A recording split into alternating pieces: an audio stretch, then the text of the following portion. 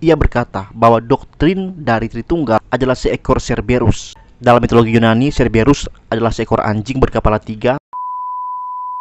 Teologi adalah logika tentang dewa, atau terserah jika kamu mau berkata bahwa logika tentang Tuhan atau logika tentang Allah. Masuk akal untuk kamu, belum tentu masuk akal untuk saya. Masuk akal untuk saya, belum tentu masuk akal untuk orang lain. Teologi baik untuk dibahas dan masih oke untuk diperdebatkan. Tetapi, kalau teologi dinyatakan sebagai kebenaran mutlak yang digunakan untuk melabelkan orang lain sesat, atau sampai digunakan untuk membunuh orang lain, seperti Michael Servetus yang dieksekusi karena menentang doktrin Calvin, menurut saya itu sudah tidak benar. Menurut saya itu sudah tidak benar. Menurut saya itu sudah tidak benar. Dan saya menyebutnya mabuk agama atau mabuk teologi. Dan saya menyebutnya mabuk agama atau mabuk teologi. Dan saya menyebutnya mabuk agama atau mabuk teologi.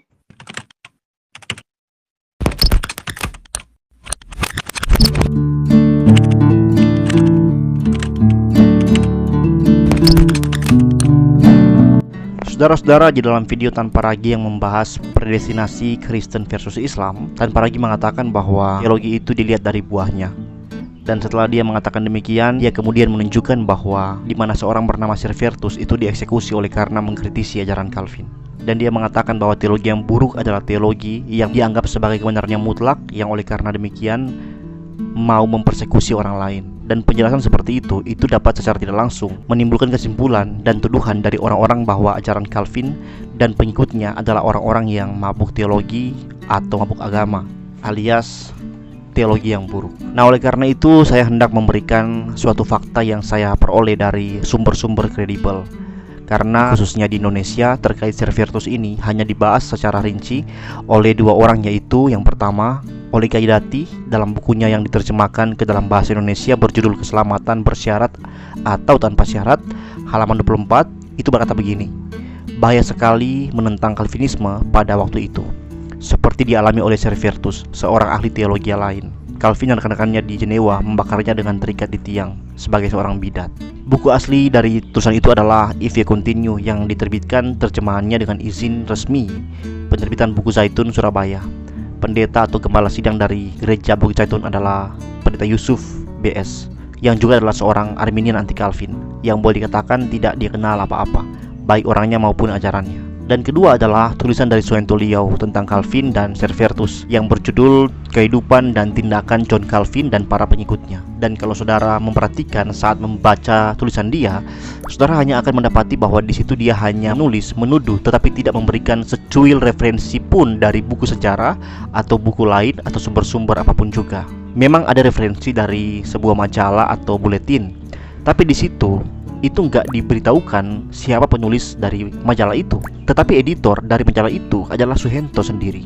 Dan saudara-saudara, seorang dokter yang bisa menulis tuduhan seperti itu tanpa referensi apapun harus dikatakan sebagai abal-abal dan juga sebagai hoax. Dan juga orang yang menerima dan percaya begitu saja tulisan semacam itu harus dianggap sebagai orang-orang idiot. Pendeknya, di dalam tulisan itu bisa kita simpulkan framing Suhento seperti ini: Servetus adalah orang yang baik dan saleh yang kemudian mati dieksekusi hanya karena tidak mau percaya dan mengkritisi ajaran Calvin.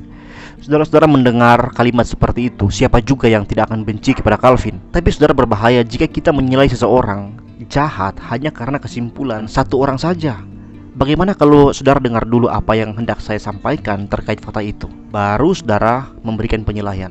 Saudara-saudara, kalau Gaiduti mengatakan bahwa kesalahan Servetus hanya menentang Calvinisme dan Suhento mengatakan kesalahan Servetus hanya mengkritik pengajaran Calvin, dan kalian lantas langsung percaya, maka ini ibarat kalian sedang duduk bersama dengan emak-emak yang sedang ngegosip seseorang dan kalian langsung percaya terhadap gosipan emak-emak itu. Saudara-saudara, kesalahan Servetus sangatlah besar pada masa itu.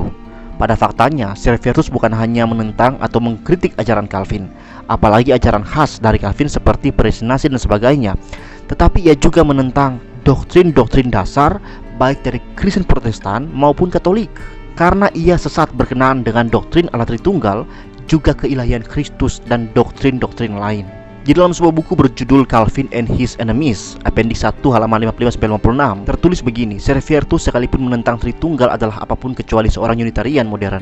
Sementara yang belakangan menyangkal keilahian Kristus, ia menyangkal kemanusiaannya dan menganggapnya Allah yang mutlak. Jadi ia satu tingkat lebih jauh dari Unitarianisme daripada ajaran ortodoks. Dalam hal yang lain, seorang panteis sepenuhnya yang menegaskan bahkan di depan hakim-hakimnya bahwa bangku pada mana ia duduk adalah Allah. Dalam buku John Calvin, His Life, His Teaching, and His Influence pada halaman 81 tertulis begini. Pada tahun 1930 ia menerbitkan buku tentang kesalahan-kesalahan dari Tritunggal. Pandangan-pandangannya tidak perlu diberikan di sini. Satu contoh cukup untuk memberikan suatu gagasan tentang mereka. Ia berkata bahwa doktrin dari Tritunggal adalah seekor Cerberus. Dalam mitologi Yunani, Cerberus adalah seekor anjing berkepala 3, penjaga dari Hades, supaya orang yang mati yang masuk ke sana nggak bisa lolos. Saudara-saudara, Tritunggal adalah Cerberus berkepala 3, sebuah mimpi dari Agustinus dan suatu penemuan dari setan atau iblis. Saudara bayangkan, dia menulis seperti itu tentang Allah Tritunggal. Dalam buku yang sama juga dikatakan, tetapi buku pada mana pengajilannya didasarkan adalah bukunya yang berjudul Resutio Christianism. Hanya 2 salinan dari buku ini yang diketahui ada, dan keduanya berada di luar Inggris. Saya pernah melihat sebuah salinan dari terbitan ulang dari tahun 1970. Servetus mengirim naskah dari buku ini kepada Calvin untuk pemeriksaan atau pembelajarannya, dan surat menyurat yang panjang terjadi di antara mereka. Mulai tahun 1546 sampai 1548. Tentang hal ini Calvin berkata, pada waktu ia berada di Lyons, dia mengirim aku 3 pertanyaan untuk dijawab. Ia berpikir untuk menjebak atau memikat aku, bahwa jawabanku tidak memuaskan dia. Aku tidak terkejut.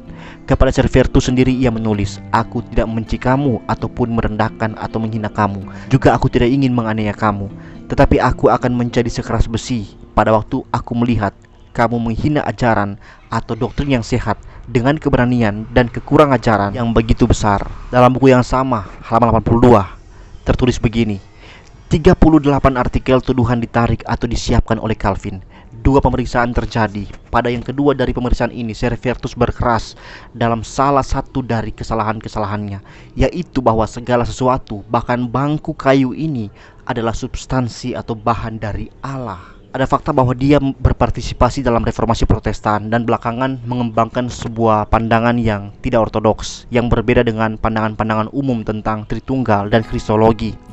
Setelah dikecam dan dijatuhi hukuman oleh otoritas penguasa hakim Katolik di Prancis, ia lari pada Jenewa yang Calvinis, di mana ia dibakar pada tiang hukuman mati dengan pembakaran untuk kesesatan oleh perintah dari sidang pemerintah kota.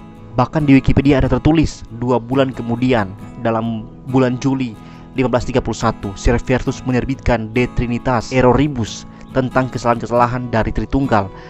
Tahun berikutnya ia menerbitkan tulisan Dialogurum De Trinitate, dialog tentang Tritunggal, dan tulisan tambahan Appendix De Institutia Regni Christi tentang keadilan pemerintah Kristus di dalam buku yang sama. Setelah penganiayaan dari pengajilan Katolik untuk menekan kesesatan, Servetus mengambil nama Michel de Villeneuve pada waktu ia tinggal di Prancis. Dalam buku History of Christian Church, volume 8 halaman 702, ditulis begini. Dan berkenaan dengan dogma-dogma dari Tritunggal dan Inkarnasi, mereka sepenuhnya setuju dengan lawan-lawan Katolik mereka, dan secara sama menentang kesalahan-kesalahan dari Servetus yang menyangkal dogma-dogma itu dengan suatu keberanian dan penghinaan yang tak pernah dikenal sebelumnya. Dalam buku yang sama, halaman 732, ditulis begini. Akhirnya Servetus sendiri memutuskan surat menyuratnya dengan Calvin, yang kelihatannya sudah lama berhenti untuk menjawab surat-surat itu. Tetapi sekarang ia menunjukkan surat-suratnya kepada rekan-rekannya. Ia menulis 3 surat kepada Abel Paupin yang adalah pendeta di Jenewa dari tahun 1543 sampai 1556 pada waktu ia mati. Yang terakhir masih ada dan digunakan sebagai bukti dalam pengajilan. Itu tidak bertanggal, tetapi pasti telah ditulis pada tahun 1548 atau lebih belakangan lagi. Servetus menuduh orang-orang Kristen Reform di Jenewa bahwa mereka mempunyai suatu Injil tanpa seorang Allah, tanpa iman yang benar, tanpa perbuatan-perbuatan baik, dan bahwa ahli-ahli dari Allah yang benar mereka menyembah Cerberus yang berkepala 3. Imanmu kepada Kristus, ia melanjutkan, adalah suatu kepura-puraan semata-mata dan tanpa pengaruh atau hasil. Orangmu adalah batang pohon, ya, orangmu ini Kristus maksudnya. Orangmu adalah batang pohon yang tidak bisa bergerak, dan Allahmu adalah suatu monster yang bersifat dongeng dari kehendak yang diperbudak. Kamu menolak baptisan yang melahirbarukan dan menutup kerajaan surga terhadap orang-orang. celakalah kamu, celakalah, celakalah. Ia mengakhiri surat yang penting ini dengan ramalan bahwa ia akan mati untuk perkara ini dan menjadi seperti tuannya. Saudara-saudara, lihat betapa sesatnya Servetus ini. Mungkin kita berkata, masa sih hanya karena beda pandangan harus dihukum mati, dibakar pula? Saudara-saudara, kita nggak boleh menggunakan pola pikir kita, budaya kita di masa kini untuk menghakimi budaya mereka di masa itu. Kalau kita hidup di masa itu, kita akan menganggap apa yang menimpa dia adalah hal yang wajar. Seperti kita melihat hari ini bahwa seorang teroris dihukum seumur hidup. Itu wajar. Biar fair, mari kita berpikir seperti ini. Tanpa Ragi setuju nggak waktu pemerintah membubarkan HTI dan organisasi khilafah? Kalau Tanpa Ragi cinta bangsa Indonesia, harusnya Tanpa Ragi setuju. Karena jelas, organisasi seperti itu berpotensi membahayakan kesatuan dan persatuan bangsa. Tanpa Ragi setuju nggak kalau petinggi-petinggi agama yang menyebarkan ajaran sesat seperti menghina iman Kristen dan menghalalkan darah orang Kristen, mereka harus ditangkap dan dipenjarakan? Setuju nggak? Saudara-saudara, Servetus adalah orang yang muncul di masa itu. Masa hukuman mati masih wajar. Sekarang pun hukuman mati masih boleh terjadi. Ya, kalau hakim putuskan masih bisa terjadi terhadap gembong teroris atau gembong narkoba tertentu. Saat itu Jenewa sedang menjadi kota Kristen dengan ideologi Kristen yang begitu kuat. Lalu muncul seorang yang menyebarkan perlawanan kebencian hinaannya terhadap ideologi banyak orang yang dianut di saat itu, khususnya di Jenewa. Saudara-saudara, hal seperti ini menimbulkan ketakutan bagi pemerintah. Seperti teroris yang menimbulkan ketakutan, yang bisa memicu peperangan dalam masyarakat sipil dan bisa membuat kekacauan di kota. Calvin sudah dengan sabar membalas surat-suratnya, menjelaskan pengertian-pengertian yang benar. Sudah berkali-kali berbalasan surat dengan dia untuk dia menghentikan ajaran dan perlawanannya. Tapi dia malah semakin menghina dengan sejadi-jadinya doktrin-doktrin ajaran yang dianggap oleh pemerintah sebagai ajaran yang benar dan harus dihormati. David Skeff menulis, Calvin menulis surat yang terkenal kepada Farel yang telah dikutip. Ia telah sampai pada suatu keyakinan yang tetap bahwa Servetus adalah seorang yang sesat, yang tidak bisa diperbaiki dan berbahaya, yang layak untuk mati. Tetapi ia tidak melakukan apapun untuk memujuknya untuk datang ke Jenewa seperti yang ia inginkan, dan secara ketat membiarkannya sendirian. Pada tahun 1548, ia menulis kepada Firet bahwa ia tidak mau berurusan lagi dengan orang sesat yang sangat keras kepala, yang tidak akan mendapatkan lebih banyak surat-surat dari dia. Servetus terus mengganggu Calvin dan menerbitkan dalam resutionya tidak kurang dari 30 surat-surat kepadanya, tetapi tanpa tanggal dan tanpa jawaban dari Calvin. Dia dibentuk dalam suatu roh atau kecondongan yang sombong dan rasa cukup untuk diri sendiri. Ia menulis kepada ahli teologi terbesar dari zaman itu, bukan sebagai seorang yang mau belajar atau bahkan sebagai orang yang setara, tetapi sebagai seorang yang lebih tinggi. Dalam yang pertama dari surat-surat cetakan ini, ia menuduh Calvin memegang pandangan-pandangan yang menggelikan atau konyol, membingungkan dan kontradiksi tentang keanakan Kristus, tentang Logos, dan tentang Tritunggal. Dalam suratnya yang kedua, ia memberitahunya, kamu membuat 3 anak Allah. Hakikat manusia adalah seorang anak, dan seluruh Kristus adalah seorang anak. Semua pandangan atau kepercayaan seperti itu tentang Tritunggal adalah suatu ilusi, pengertian yang salah, berkepala 3 tentang sang naga yang dengan mudah merangkak masuk di antara para sarjana dalam pemerintahan dari antikristus sekarang ini.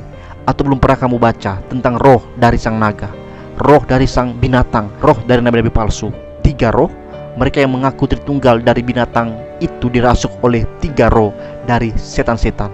3 roh ini memprovokasi atau mulai perang terhadap anak domba yang tidak bersalah, Yesus Kristus. Salahlah semua ahli-ahli yang tidak terlihat dari orang-orang yang percaya Tritunggal, sama halnya seperti Allah-Allah, dewa-dewa dari orang-orang Babilonia. Selamat tinggal.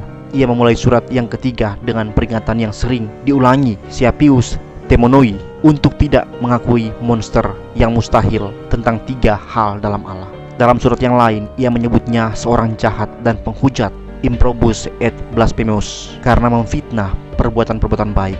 Ia menuduh dia dengan ketidaktahuan tentang natur atau sifat dasar dari iman, pembenaran, kelahiran baru, baptisan, dan kerajaan surga.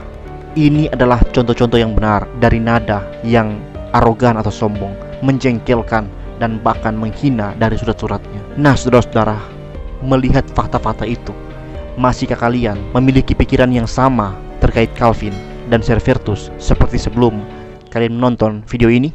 Saya harap tidak. Sekian video saya, Tuhan memberkati.